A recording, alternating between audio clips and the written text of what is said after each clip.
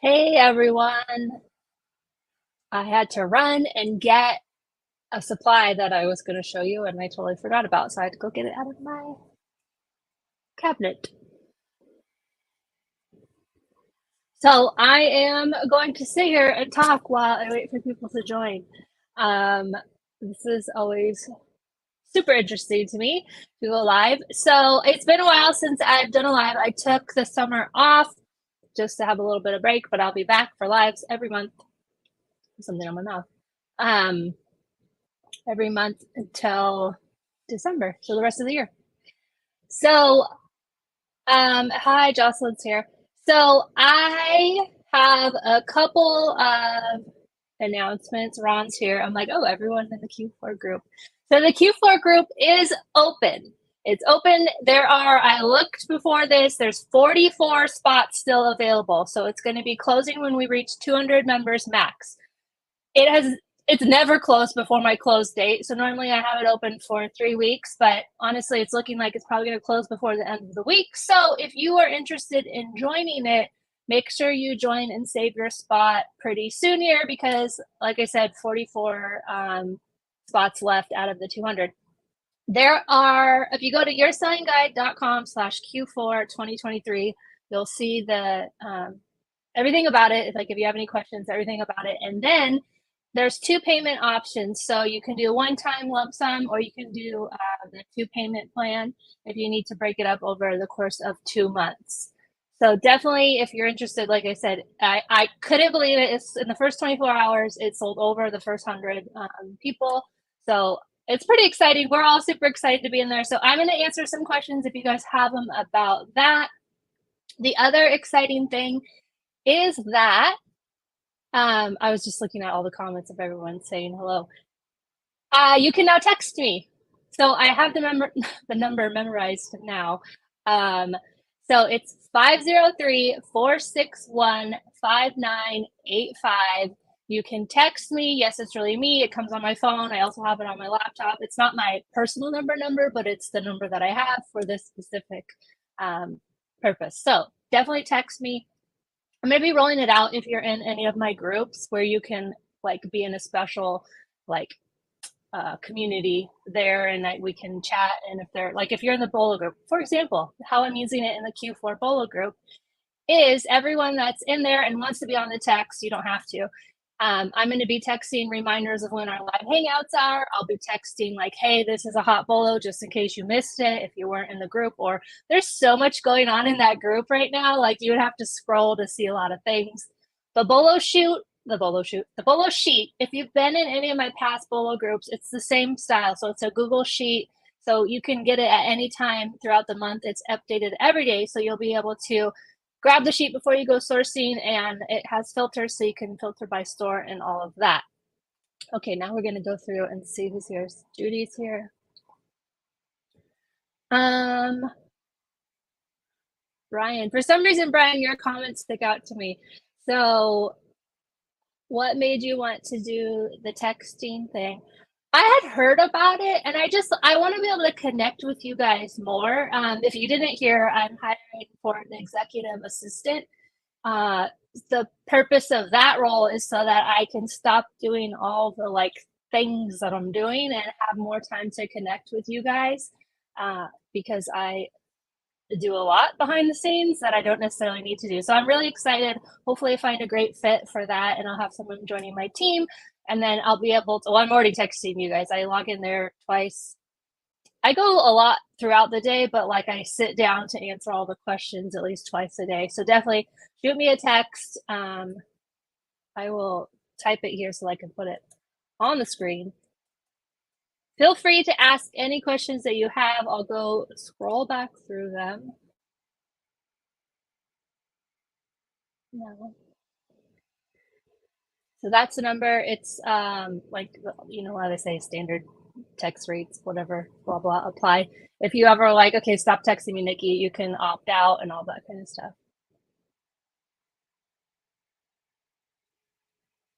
Nancy, do you need to FBM a certain amount before November? No, you don't. So if you're watching old videos, last year I think was the first year this didn't happen. In past Q4s, and I'm not going to go into it too much because I don't want to confuse anyone who just happens to hear this part of it. Past years on Amazon for toys only the toy category. Amazon made you FBM a certain amount. I think it was 25 orders from like, I think it was like August to September, August to October or something.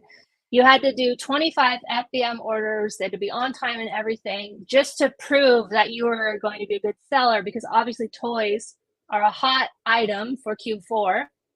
And so they wanted to make sure their customers were going to get everything. So you had to FBM a certain amount by a certain time just for the toy category. If you, this doesn't really matter, but if you hadn't done FBM enough orders in time by that date, you could still sell things like napkins, which is what I did. Like other categories, you just couldn't, you could only FBA toys specifically, but that's no longer a thing. We would have heard about it by now. Actually, funny enough, rolled out that way right around the time that the toy compliance documents started going. And at this point, I'd rather be having the FBM rule than having the toy compliances because we know how annoying those are. To opt out from texting from me, you just hit, I think you text back stop.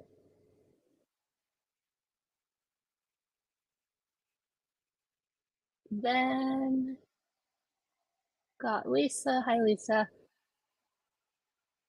Carol, Montgomery, Nita, Katie, Don, Ron.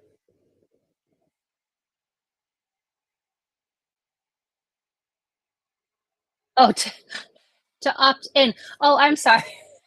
So, so you just text me. So shoot a text to me. You can say like, hi, Nikki, or whatever, to 503-461-5985. And then you'll be added. You'll get like a, hey, it's me, really me. But like, you have to add you to my contacts and all that kind of stuff.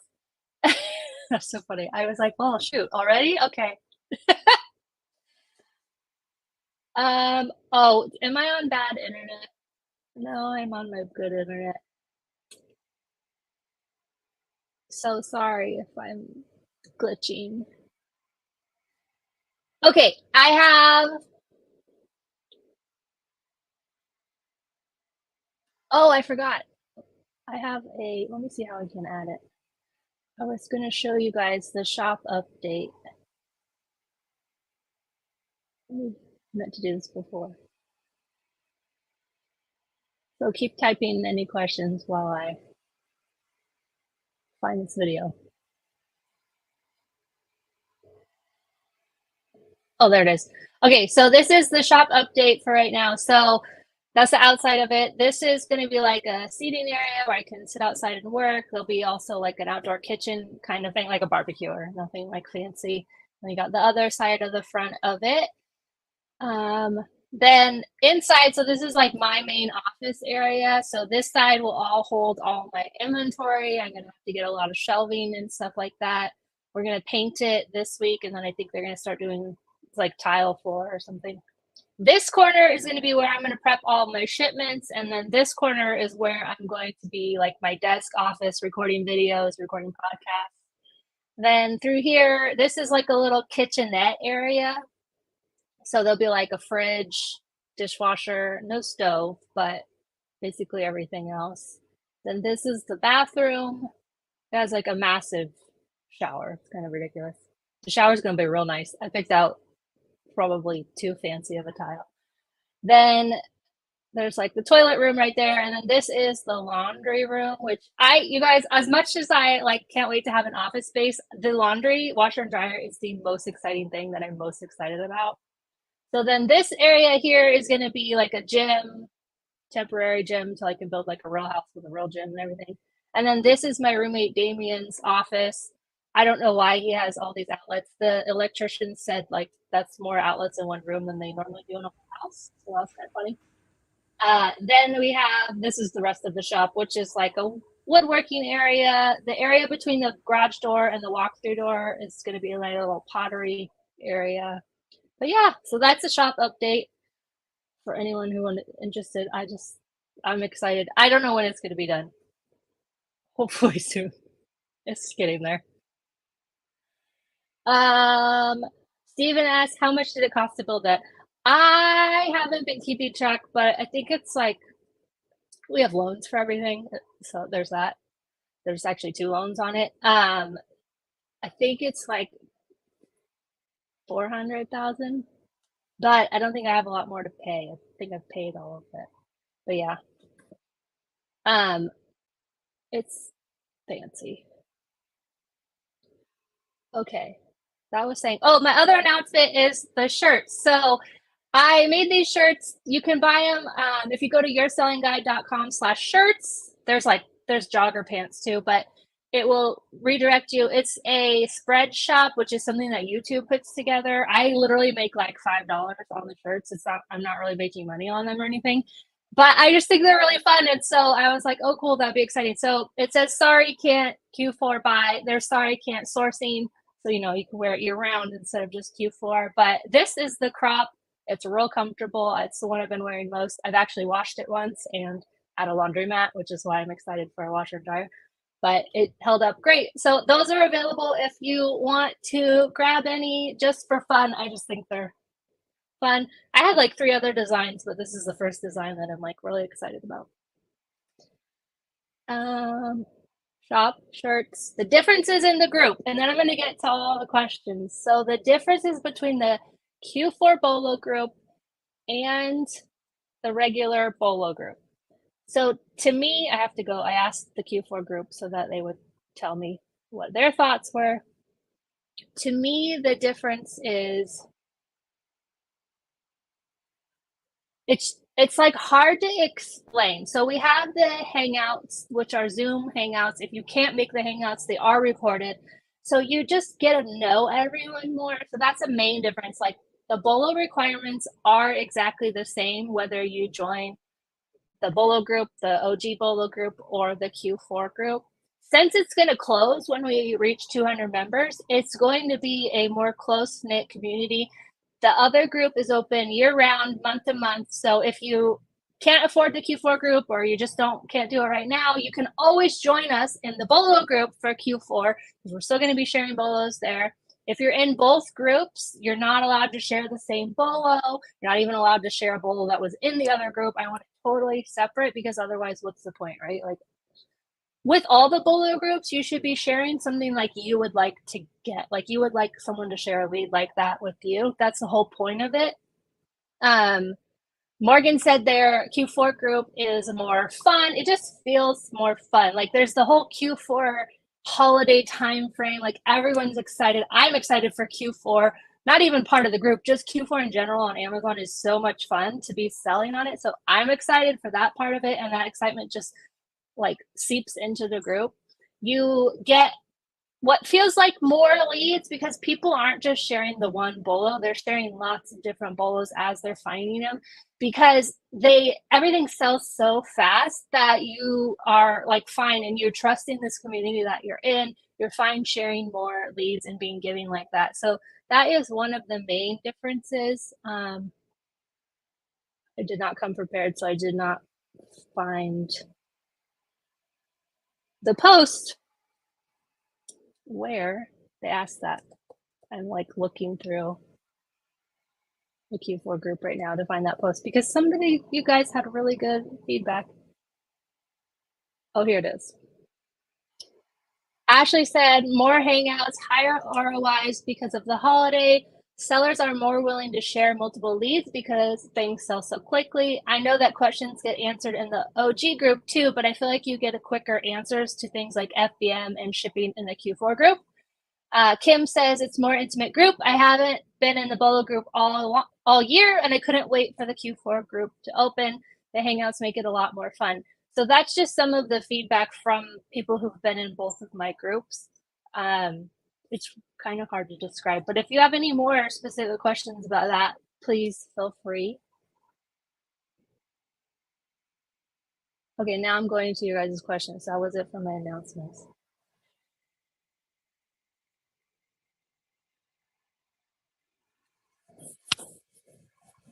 Thank you. Evan said the shop looks fantastic.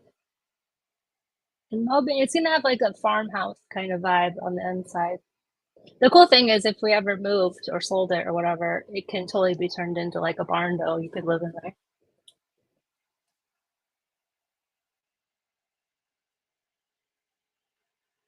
Jacqueline, I've never done FBM, would like to try it. Do you have a video? Yes. So in the Q4, what's it called? Playlist on my channel, if you scroll down, it's like just slightly below the fold there. It's called Q4 2023. It's called FBM 101, and it walks you through how to do it. I will be doing a more updated video on the shipping templates, but that's going to be a couple weeks out. So that video walks you through like literally everything from shipping templates to estimating to when you want to FBM, why you want to FBM, all that kind of stuff. Nancy, what toys would you recommend getting ungated in? So this is a hard one, and I'm going to always answer it the same way because basically start a note on your phone, and when you see a brand that you are gated in that makes profit, write it down on a list. Like, these are ones I want to get ungated in, because every seller has different brands that they sell and that they do well at. A classic example is Melissa and Doug. When I first got ungated, I went crazy, placed a lot of orders for a lot of different toy brands. I now had been selling for a year, but I hadn't really sold toys, so I didn't totally know like what brands were hot. I just went off of what I assumed I knew. And so Melissa and Doug was one that I literally have never sold. This was in 2018. I got ungated. I have not sold a single thing until last year, and only one thing. Meanwhile, Becky Stillman, you guys all know and love. So she has been selling Melissa and Doug her whole time. She's been selling, and I never find anything. So it's hard to say like this is good and this is good. I'm ungated in Lego. I very rarely sell any Legos. So it just depends what toys you're seeing, what you like to scan. But I can say getting a note, like going to kind of identify what you scan and what you see a lot of, will help you nail it down.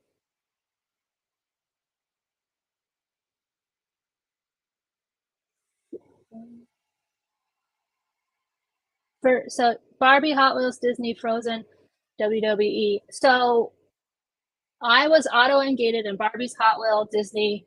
I had to get ungated for Frozen, and then I think I was ungated auto in WWE. But it's just different for every seller.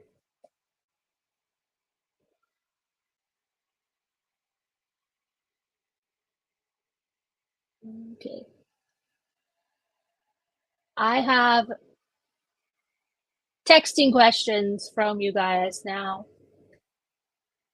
Tasha asks, is the Bolo Group a smart option for people who have limited capital, but who also have a full-time job? I'm not able to get out there sourcing every day. I would say most of the sellers in there, I don't know about limited capital, but most of them do have full-time jobs that they're doing Amazon on the side. So it's definitely possible. Capital is always going to be, it varies by person, right?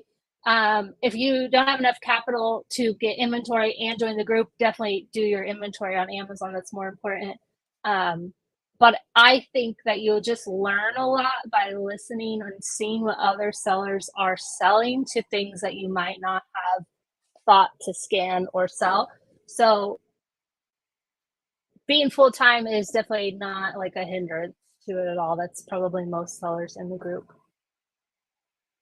Evan asks, can you share some tips on how Amazon sellers could avoid losing money as a result of, let me try this again. As a result of Amazon misplacing inventory? Amazon lost some money, but they're not reimbursing me for it. Okay, so if you have had the unfortunate whatever of Amazon losing your shipment, they are getting more and more difficult to deal with. In the past, and how you should still start it, is I make a Google slide, PowerPoint, whatever you want to call it. I put my receipts on there. I text on there, I write text, whatever, ASIN, and I draw the line, the thing that it goes to. I would send it to them as proof that I purchased and sent this stuff in, and then they would reimburse you. It has been a couple years since Amazon has lost any of my inventory, so I've not really had to deal with them being snarky and rude now, but they are super hard. So I know Becky's lost a lot of inventory almost a year ago now.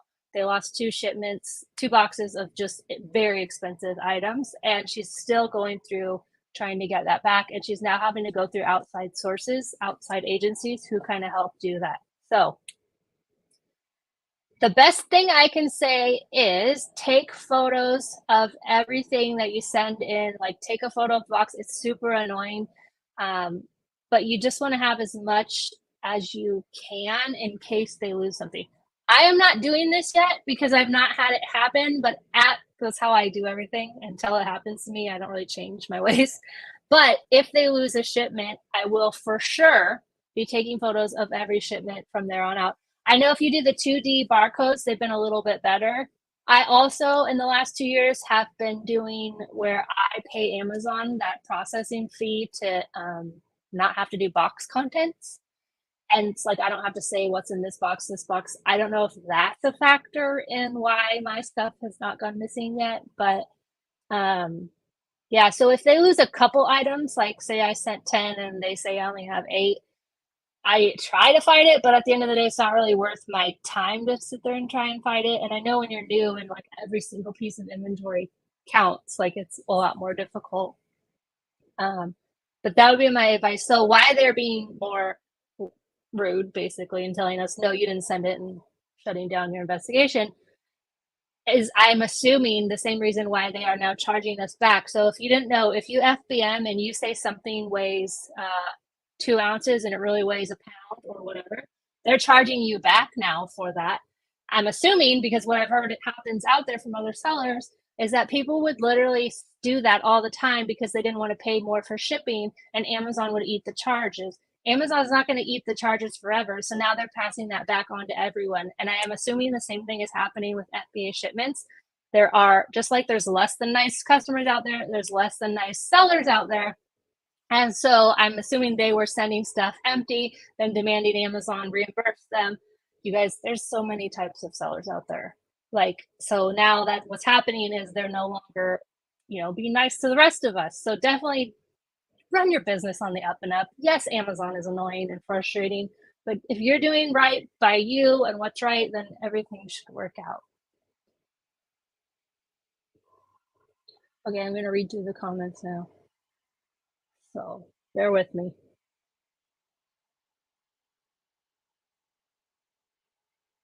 What's your best strategies towards Q4? Preparing as much as you can right now. So supplies, inventory, all that kind of stuff. As much as you can. Stop pulling out profit. If you're limited on capital, keep rolling over your profit. Do all that stuff to prepare now. And then when Q4, like, I am sourcing way more during Q4 than I do the rest of the year, like double the sourcing, because you just need to have as much stock as you possibly can. That is the number one thing that people say from their first Q4, after their first Q4, is they didn't have enough stock. And so all your stuff sells out. And you guys are going to think I'm crazy, but even if you think you have so much stock, it will all sell out very quickly, especially by like that first week of December, because stuff starts coming real fast. So you want to have as much stock as you possibly can in the warehouses by like basically Thanksgiving. But source. Like, once you find something that's selling, go get more of it, get as much as you can of it. Don't go crazy, right? If you have limited capital, you can't go get all 24 of them, but maybe you get 12 and then next week you go get another 12 or whatever. Like, you just want to keep as much stock going into the warehouse as you possibly can.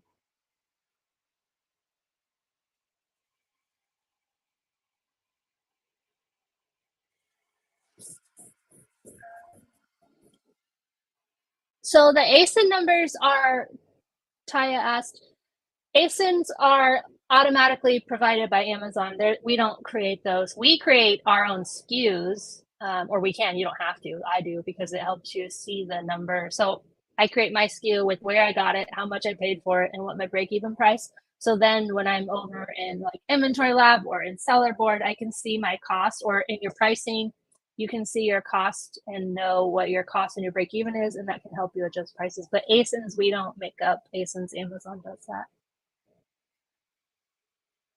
Oh, I know, I knew this. Okay, so it's in Inventory Lab, and even on Amazon if you do your seller. You know how you have to say, like, if I have 5 boxes, I have to tell them there's 3 shirts in this one, 10 lotions, But then this one has 5 lotions and 2 other shirts. Like you have to say what's in every single box with the expiration dates and everything. You can pay Amazon the manual, it's called manual processing fee. It's not, they're not prepping my items. I'm polybagging, I'm labeling, I'm doing all that. But I pay 15 cents an item, and in Q4 it'll be 30 cents an item because I don't want to have to tell Amazon what's in the boxes. So I can literally box my stuff up and then send it to Amazon with just the weights and dimensions. Now, in Inventory Lab, you can do the box content way where you scan the items ordered in the box and it knows what's in that box because you scanned it and you told it what's in the box. I've done that one time. It doesn't work for me currently because I'm in an RV with very limited space. So how I pack up at the moment is I literally have 2 or 3 large Walmart boxes. I bring all the stuff from the car. I shove it all in the boxes. Then I go one box at a time. I'll grab the stuff, enter it, prep it, throw it back in that box, do the next box. So I don't have room with empty boxes to be able to do the box contents part of it. When I'm in the shop, I was going to say the shed. When I'm in the shop, I'll have more room and I will do that and I'll stop paying Amazon the processing. But since I don't have anyone really helping me prep, I'm fine paying that 15 cents an item to not have to do that. Like, this is what's in this box and this is what's in this box. So that's what I mean by that.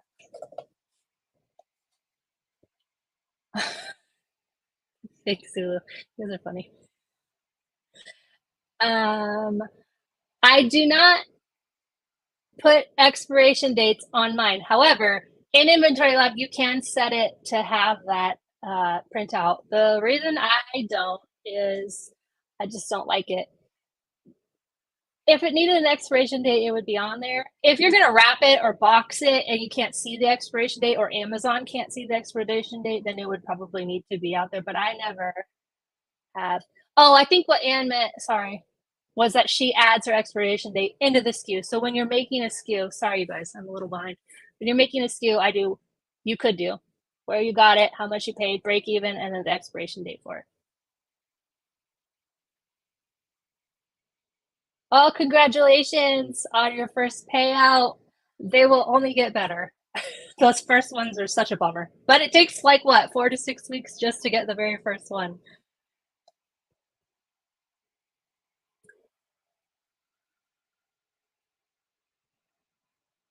If you are not, Diane, if I'm not ungated in toys in time to take advantage of Q4 sales,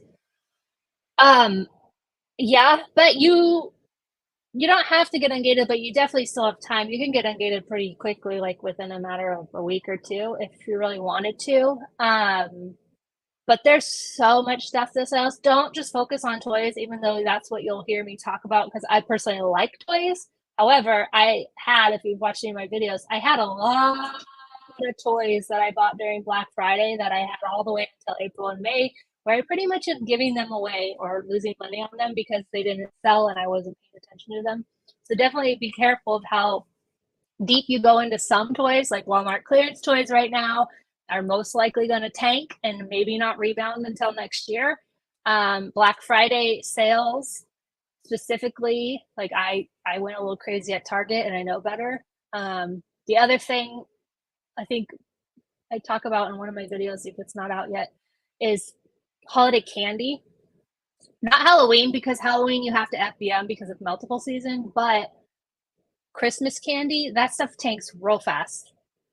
So I went really deep. I got so excited when it came out at Walmart. I sat there, scanned the whole aisle. Becky and I are texting back and forth. Like it was so much fun. And then I was basically giving the candy away by Christmas because it just tanked really hard. So don't go deep on anything like that. Definitely test it out like 4 to 6 of them. And make sure they start selling before, or that the price is stable before you replant any of them. Some of them do good, but a lot of times it's going to tank.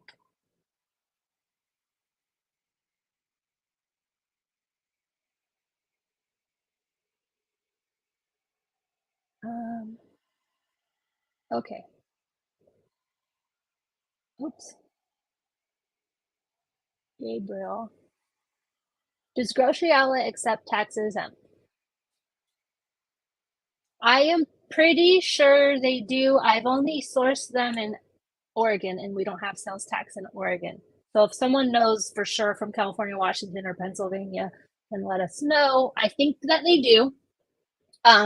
the reseller certificate is, I mean, I just got tax exempt at Walmart.com finally. I had to get a different state one. They were declining my first one, I think because it was from a state that doesn't have an expiration date on it. So it kept declining it. But now I have an Oklahoma one, and that one went through just fine. So I am now tax exempt at Walmart.com, which is cool because I have a bundle I just made that I'm replanning from there. So that's fun. But you can take it to Walmart customer service. They'll give you a little card, and then you can then put that, you give the cashier that card every time you check out at Walmart with your tax exempt. Same thing at Costco. I just did that this year. And then at TJ Maxx, Marshalls, Ollie's, Big Lots. Big Lots is a weird one. You have to, they'll give you a number. Make sure you save that number in your phone because it makes it easier. Otherwise, they have to put your information in every time. Tuesday morning used to, but Tuesday morning's not around anymore. But yeah, almost everyone, you don't have to tell them like I'm reselling, just say, can I use my tax exempt? That is one roadblock that luckily Becky helped me out with because I was always like, what if they say no? But there's so many tax exempts. There's churches, there's teachers, there's nonprofits. So just say, can I use my tax exempt? And they'll tell you. I use it at liquidation stores, the one-offs, they all accept it. You do have to, like, as fun and glorious as it is, you do have to actually file your sales tax. You're most likely, unless you sell somewhere else that doesn't have marketplace facilitator, you're going to file 0. So you're not actually filing anything because Amazon collects the tax for you, but you do still have to file because, like, I always go back to Florida because they're the worst. They charge you a late fee and all kinds of interest and $50 late fee if you don't file on time. So make sure you file on time. It's either monthly, quarterly, or you can ask for annual or semi-annual. But yeah, that's only downside, but it's not really a downside. Just put a calendar note.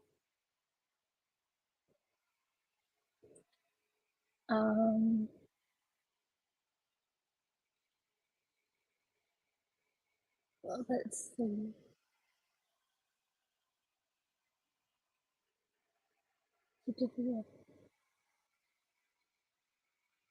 If you have questions on your state, honestly, I know we all think government is big, but you can literally call the offices and they're really helpful. They'll walk you through. I couldn't figure out how to do it in Oklahoma, so the lady had to walk me through the website, and then I couldn't figure out how to ask for it because it was every month, and I was like, I'm not gonna do this every month. So then she told me how to do it. So just call them up; they're very helpful. Okay, back to the questions from text. Tracy, hello, I have an FBM related question. I'm always paranoid about how to properly package items to mail. I'm worried everything will get smushed. Will a bubble mailer suffice, or how do you do that? So I like to go off of, like, I look at how Amazon sends stuff, which is not always the best. But like, for example, I sent out this morning Squishmallows. Because they were the big ones, I polybagged them, and then I shoved them in a poly bag that was small, so that compacted them. And then I shoved those in a box. I sent a deodorant that comes in a box. I put that in a padded mailer. What else did I had some action figures. I put those in a box. I had clothing. I put that in a poly mailer. I had a backpack. I put that in a poly mailer. So the poly mailers are like poly bags, but they're opaque. I polybag everything first. Well, not everything, but like not the action figure, but Squishmallows I polybag, the backpack I polybag, because I live out in the country and everything is gravel roads. Every single box I get from the UPS or the post office sometimes is dusty and dirty, and it will get inside the box. So you want to package everything as well as you possibly can, especially during Q4 because we are talking holiday gifts now, right? And so you don't want bad feedback. You don't want negative customer like returns because you didn't package something properly. I like to just think, how would I like to get it?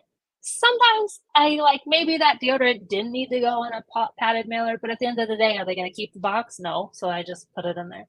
So you just kind of have to use your best judgments and always erring on the side of what the customer experience is. I get my boxes from Uline because they're fast. They ship next day, and the shipping can sometimes be a lot, but I like to order a lot at once to make it kind of more worth it. So I have all kinds. I have like a 4x4x4, 4x4x6, 4x4x8. So they just get bigger. So I can have like lotions in the bigger one, little beauty items in the smaller one. They're very lightweight. So even if your item is under a pound, the box isn't going to make it much heavier. And now you have a better customer experience when they get it. So that is just something to think about when you're packing for FBM, especially during Q4. Same thing when you're sourcing. If a box is kind of ripped or whatever, like this could be someone's Christmas gift. Is that really what you want to do? Like it should be brand new and great condition.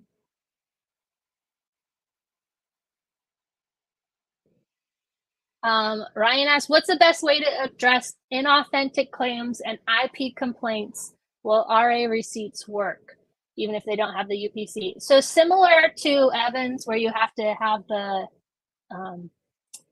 receipt and then you draw a line with the ASIN showing like which item it is. I do that for counterfeit. For IPs now, they give you an option, not always, but almost all the time, they'll give you an option to just acknowledge it. I acknowledge it and it's off my account in 5 minutes. I am not trying to fight Amazon because I know I'm right and they're wrong. I just want it off my account. If you have one you've not dealt with and you get another one, you will get shut down. Ask me how I know. You will. And Amazon is very difficult to contact now. Back then, I could email them and get my, it was a very stressful weekend, but I could email them and like communicate and tell them what they wanted to hear. But now you almost always have to hire someone and it's a couple $1,000s. So you don't want to get shut down. So deal with them as fast as possible. So I acknowledge them and they come off. With counterfeit, sometimes it's an option to acknowledge it, but not always. So I email whatever email they said, and I'll just say like, hey, so sorry. Normally counterfeit's like another seller who made a listing and you're on it. So sorry, I'm not trying to list it. I just want this off my account. Like, can you help? And I say it all professional. I pretend I'm a bigger company than I am. So I use words like we and our business and all that kind of stuff. And then you also go back to Amazon and you can send them the receipts. Don't try to sell something, even though if it's counterfeit, you will get hit again. Like they will continue to hit you with it. Don't just give up on it. Call it a loss, a learning mistake, and move on. If you keep trying to sell it, they're going to keep hitting you with it.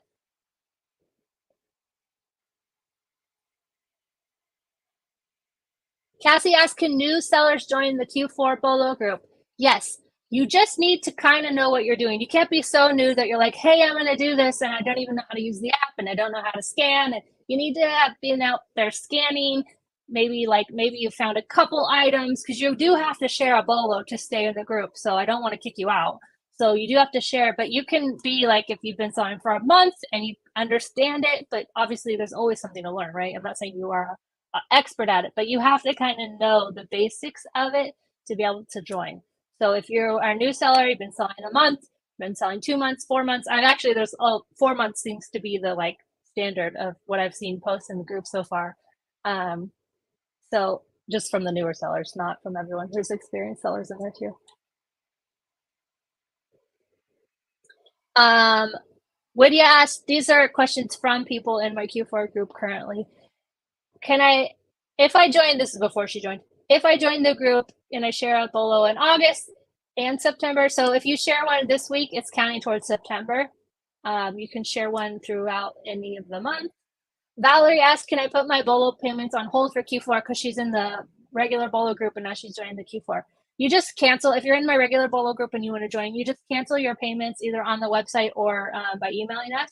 We do remove you when you cancel your payments from the bolo group. So make sure to set a calendar for like 3 days before if you're not sure how to cancel, or if you know how to do it on my website, you can cancel on your own the day before. That way, like, and then you can come join again at any point, like in January, if you want to join again, you're more than welcome to. But yeah, that's what I would do. I don't expect anyone to be in all my groups. I really don't. So if you miss the Q4 cutoff, if it's filled up by the time you're ready to join, you still join. I'm still in the regular group. I'm still sharing bolos there too. It's still going to be a great time to hang out. So if you're not able to join it, definitely join the other group. You can try it out for a month if you want. Like I said, it's a month-to-month group. Okay. Dawn, am I planning any more in-person meetups? Yes. We're going to be doing one in January in San Diego. It's either going to be the very end of January. I have to make sure everyone's travel aligns. Very end of January or beginning of February. I think I said the next one was going to be in Dallas. I have it on my community page of YouTube. I got to look. And then I'm going to do one in Pennsylvania. And so if you've never been to a grocery outlet, you might want to come to the California one or the Pennsylvania one. And I'm doing another one somewhere that I can't remember, but it's on that post. They'll be throughout the year. I do stop, like, I think August will be the last one I do, if I even do one in August, because then we're all things Q4. So it will be the first half of the year. I try to have them in fun, like Florida. So if you're in a cold area and you want to fly to Florida, that's why I had one in Florida this year. California again, so you can fly and warm up.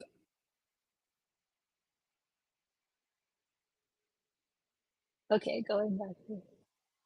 If you acknowledge an IP, do you still have to do a PLA? No, you literally just like check the box, and then there might be some other boxes you check, but you don't have to. You have to send your receipts. You don't have to do a PLA.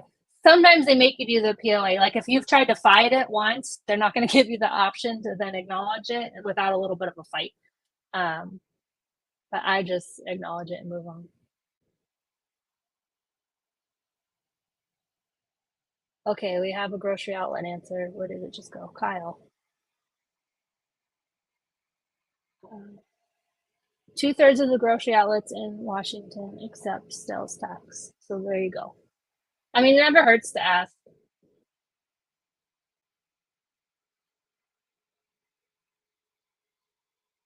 I know on a local one in Oklahoma. I did think about that, but I'd be local in Dallas. There seems to be enough of you guys here, though.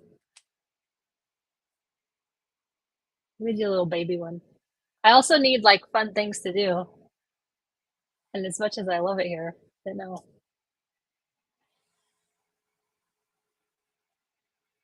Do I still use Receipt Bank? No. I So I was using Receipt Bank, but now I have QuickBooks, and QuickBooks will allow you to take photos of the receipts. I still don't do that though.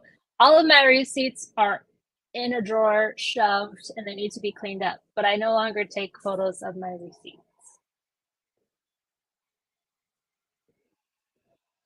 Okay.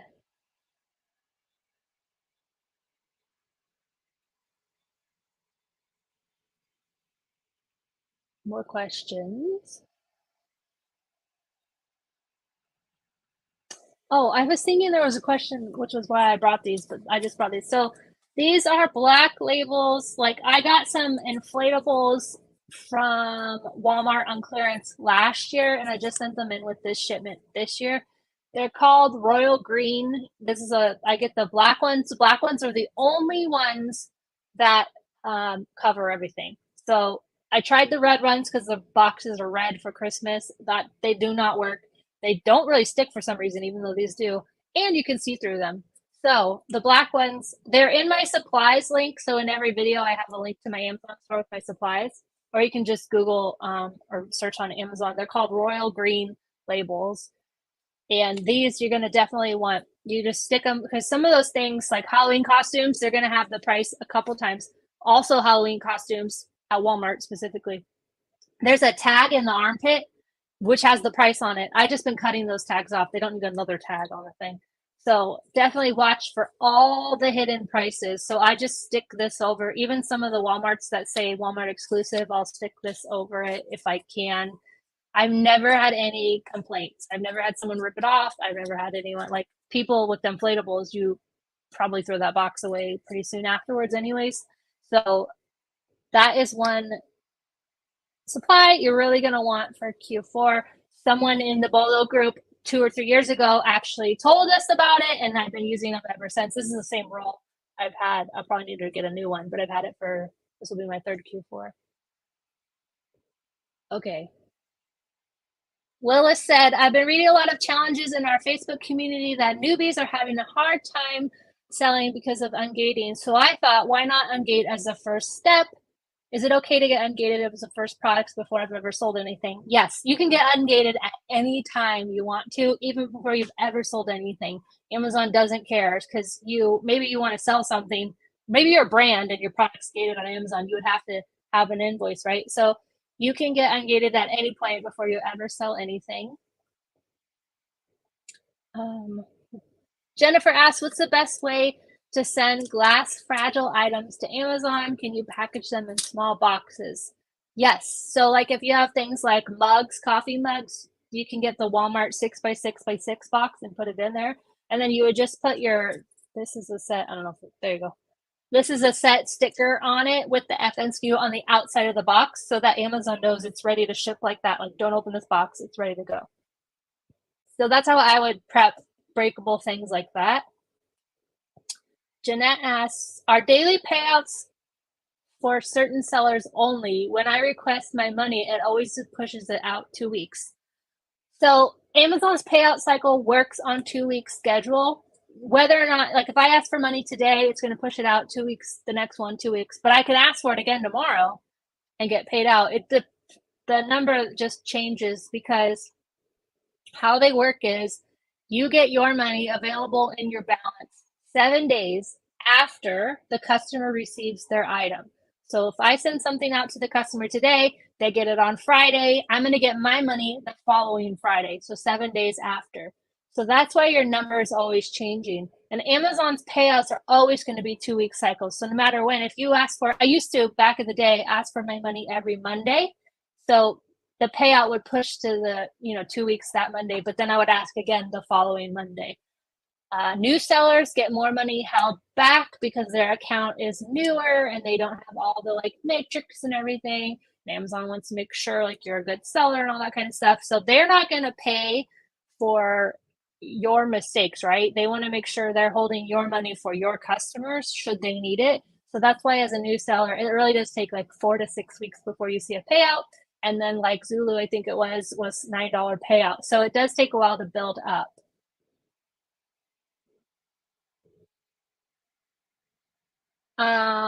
B Brody asks, I signed up.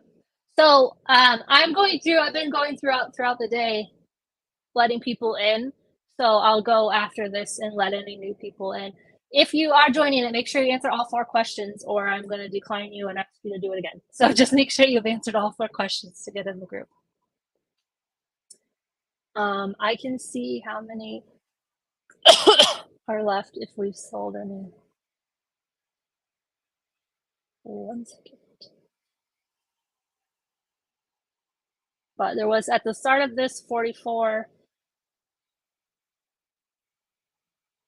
It looks like I have to do the math because there's many options. Hold please. Yes.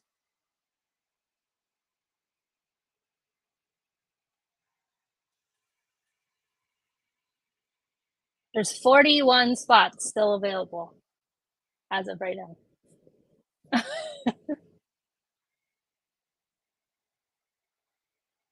Okay, so, oops. Noticing that the payout decreases with each sale. So if you do FBM, that's the most annoying thing, especially during Q4, your payout will go down, down, down with every shipping label you print because it's pulling your money from your available balance to pay for that shipping label. So it is super frustrating. So my payouts still come automatically every 2 weeks on Mondays. So on Mondays, I'll like wait until I get that email that Amazon's sending my money. Then I'll buy all my shipping labels. Not that it really matters, but yeah, that happens.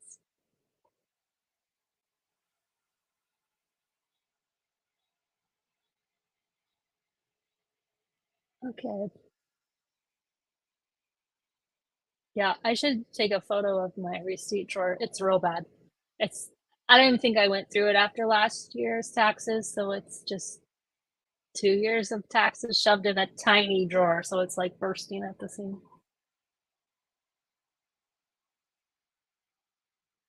Any other questions or things I didn't cover? I'm scrolling back through your guys' comments.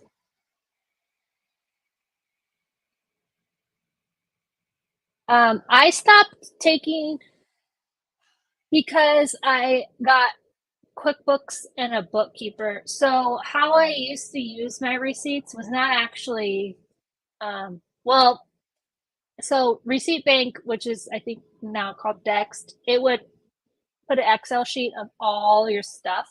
So because I was doing bookkeeping like very archaic way, I would like make sure that that matched up to my bank statements. But then I would also, and I would use it for like how much I paid for cost of goods because for tax time.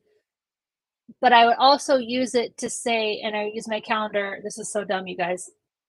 Get Mile IQ because Mile IQ is amazing. But I would say I was at this campground for these days. How far did I have to drive to get to this store? And I would use the Excel sheet from Receipt Bank to tell me, like, so I could Google and know the miles because you need to get the mileage right off. Just pay for Mile IQ. I know there's some free ones out there, but Mile IQ is always running. It's always tracking your things. If you're like me and you don't have time or you're not going to remember to like hit start on your app, it is worth it. It is so amazing, and you have to keep track of your mileage. You definitely want to get that tax write off for your mileage. I think I've driven already. Well, already in August. August is almost over. 1,000 miles. So you definitely want to have all those tax write offs.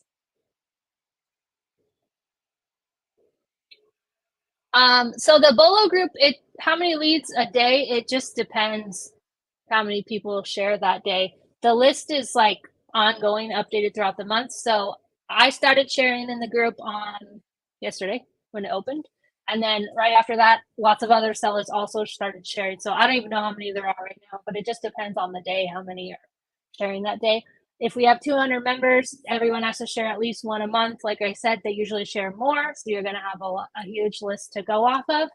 The best way to use a Bolo group spreadsheet, I have a video in the group for you to watch that goes into this more, but if you're going to go, just doesn't matter where you're, my Bolo group, a lead list, whatever you're looking at. If you're going to go to Walmart and look for just the item that was on the sheet, you are probably going to be disappointed because maybe there's other sellers in your area or it's a hot product and it's just not there. But you have to use it as, hey, someone shared a Monster Jam car. I'm using that because it's basically a bonus Bolo because if you didn't know they're profitable and there's just like a million kinds of them. Someone shared a Monster Jam car. So now I'm going to scan the Hot Wheels that's sitting right next to it and maybe I'm going to find something. Or someone shared something from Big Lots and I've not been to that store. I've not been to that store in a while. So I'm going to go to Big Lots and see what else there is there. You kind of use it to navigate your sourcing. If you just go, I want this item from the sheet, it's not going to be as successful for you at all. And you're probably going to be thinking it's not working for you. Yes, some of the leads are awesome. Direct leads are great. But most of my profit is from branch Bolo leads, which is what I was talking about, the branch off of that one item. Someone shares a L'Oreal lipstick and now you find 3 other ones in that same aisle or that by different colors or whatever. Like you have to use it as a branch lead. Otherwise, you are going to be mistaken. Okay, Morgan said there's like 30 leads already in the group. I was going to say 20, so yeah. Oh, Lisa said her QuickBooks has a mileage tracker. I think I have heard of that. I basically use QuickBooks because my accountant said to use it. There's Wave free accounting, so that's a free one that I'm never stopping opening more companies. So I'm going to be using Wave free accounting for new companies.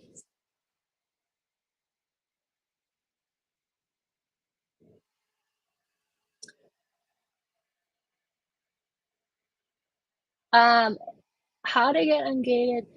So yeah, honestly, because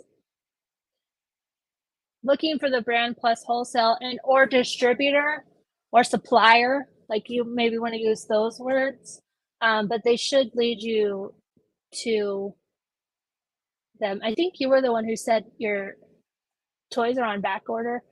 If you have my guide, you can email and there's been an update. The update is not, it's like an old update. It's like a year and a half old at this point. But there's 3 suppliers in there now, and some of them are much faster. So you can look for different ones.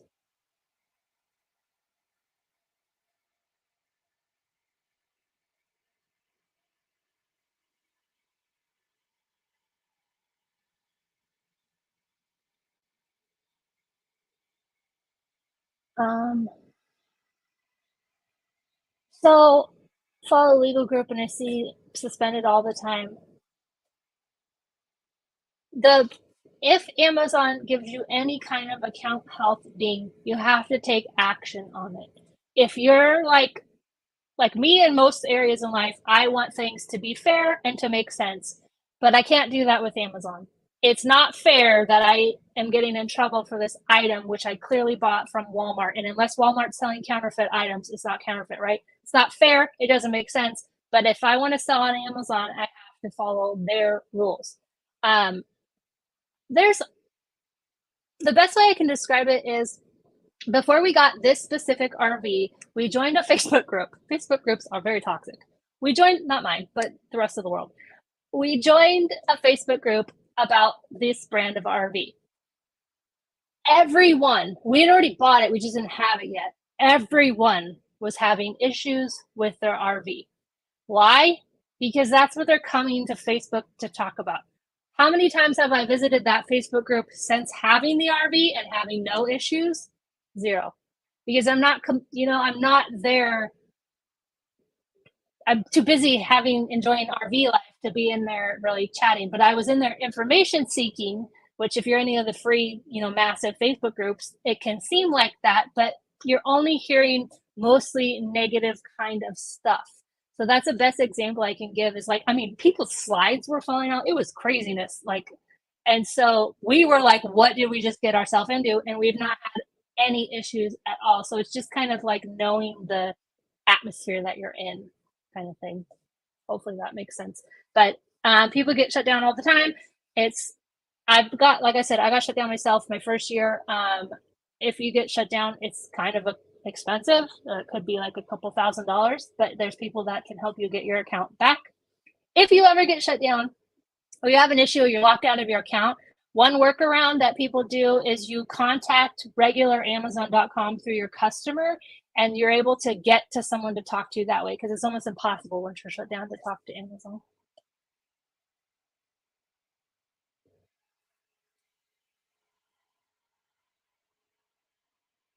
Wave Accounting is the free accounting. I think it's got like a green logo.